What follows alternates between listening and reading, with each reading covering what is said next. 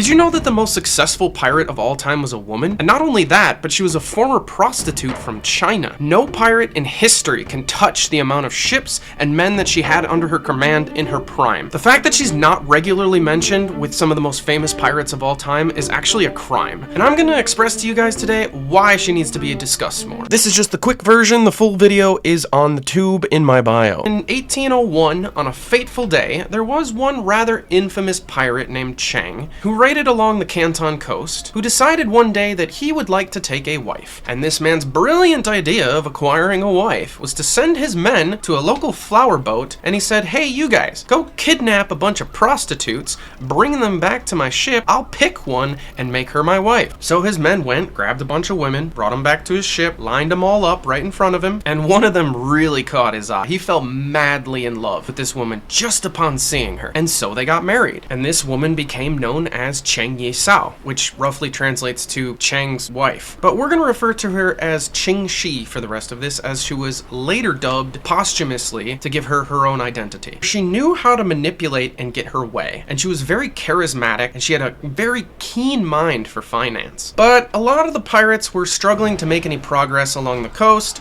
because there was a lot of infighting. They were battling against each other, and they were stealing from each other, and it was just not as profitable as Cheng and Ching Shi would have liked. So the power couple actually came together and decided, hey, you know what's a good idea? Let's unify the pirates. Turn them into a strong band. They're already really powerful. Why not pool resources? And because Chang was so fearsome and Ching Shi was such a charismatic and influential financial leader, they were actually able to convince a large chunk of the pirates to band together. And so they became the band of the Six Fleets, all of them serving under Chang. And so for 2 years, while there was a lot of fighting going on in the mainland China, these pirates grew in strength and kept increasing the sizes of their fleets. They became this unstoppable juggernaut. But then something unthinkable happened. Chang died. Now, there's arguments as to how he died. Most people think he fell overboard during a storm and drowned, but some historians say that he might have actually died in a fight. But either way, he was gone, and someone had to step up in his place. And believe it or not, Ching Shi was immediately able to take over that mantle with actually very little resistance. And over the next 5 years, she was able to amass her fleet from 50,000 pirates to over 80,000 pirates and over 1,800 ships. Insane. I think you don't understand the perspective of that. The great and famous Blackbeard that everybody says is the best pirate ever, he only had 4 ships and 300 pirates. She had over 80,000 under her command, and no other pirate in history was ever able to maintain anywhere near that number of men and ships.